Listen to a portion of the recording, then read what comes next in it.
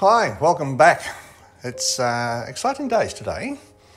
We've gone through stage one of establishing our corn wash for our corn whiskey, and it's now day to actually distill it. So I'm going to lead up to that in a second, but let me just tell you briefly the report on what happened with the fermentation system.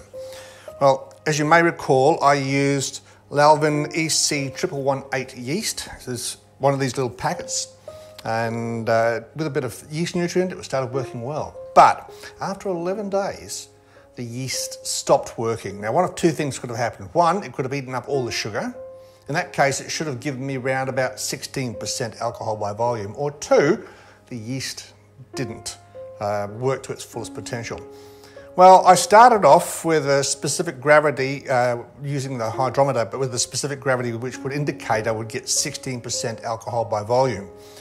And after 11 days, I put my specific gravity hydrometer in there, and it said I was going to get 4% alcohol by volume. So in other words, all of that extra sugar was used up with the exception of 4%. Now, if I take that 4% from 16, that means I would have about 12% alcohol by volume out of that wash.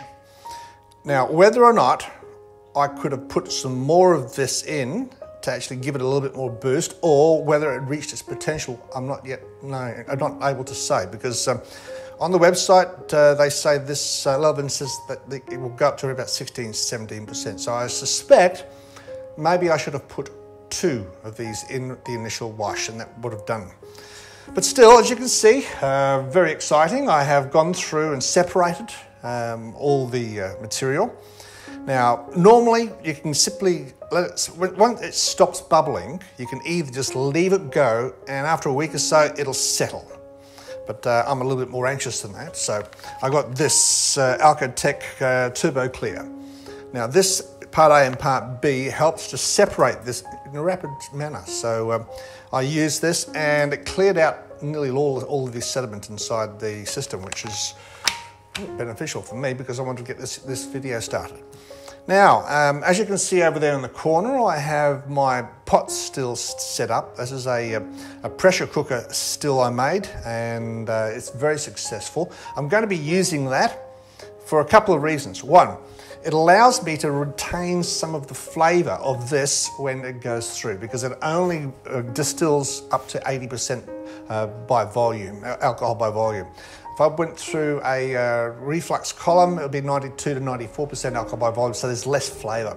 So I'm going to be putting this through my pot still, and I'll be doing it in 2 stages. Stage 1, I'll be putting all of these through about 2 or 3 batches, doing what's called a ripping run or a stripping run. Now, that stripping run, basically I'm going to be getting everything out of there, the good, bad and ugly. It's all going to go into the end product. And then when I've got a complete bottle of all of the alcohol within this mix, I'll then go through and fine distill it, take out the heads and the tails and keep the hearts. So, well, let's get underway. I'll give you commentary as we go, but I'm going to start firstly with the ripping run and the stripping run. And that's basically, as I said, just to get everything out of the mix. Well, first let's have a look at what I've actually set up here. This is a quality stainless steel pressure cooker. I've drilled a couple of holes in one for temperature, and I went and attacked the plumbing shop and got some copper pipe. As you can see, these little fixtures you can get over the store, over the local hardware store. Now, that copper pipe I wrapped around one of my glass bottles to get that circle. I got some cheap garden hose fittings and put it in the bottom and the top and a lot of silicone and put it through to the tap. Now, the good thing about this is that I don't need to have the tap working all the time to keep it cool. I put my finger in the top of that puddle, and when it gets warm, I turn the tap on. Now, this is where the product comes out. Okay, so now I'm about to make my first mistake. Turning the temperature on, and I'm waiting for it to go up. Now, I have used this setup on this setting on my stove before, but this setup with the corn whiskey mix was a lot more dense than the others. So ultimately what ended up happening, it started to get hot faster and started to boil and bubble and froth up through the pipe, as you'll see in a second. Now this is not too concerning because I was wanting to flush out the system anyway, but at the same token it does indicate that I need to actually get it down to a lower temperature, which I did. You can see here I now have it on the front element, and you can see now it's starting to come through at a nice drip, drip, drip rate. There's some nice distillate coming through. So yeah, well, we're on the way now to getting an end product. Well, here's the wrap up for my making whiskey with corn. So, was it worthwhile? Well, considering that I actually had to supplement the amount of sugar that was actually liberated from the corn with actual sugar itself, I think so. It flavoured the end product, and it flavoured it what I think is pretty good.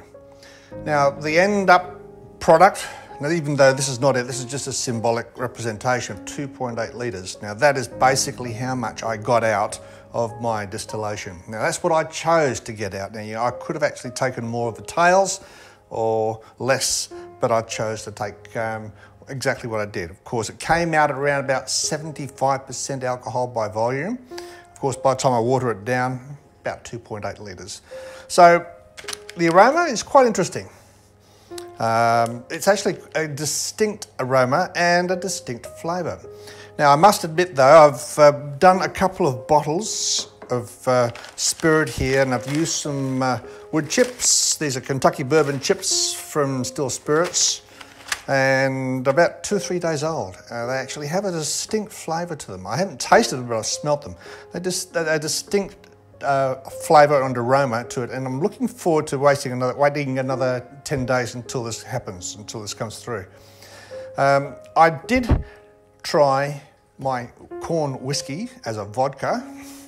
I don't think I'll do that again, but it's a lovely flavour. I think I prefer my vodka to have zero flavour, and so I won't be using corn whiskey as vodka anymore.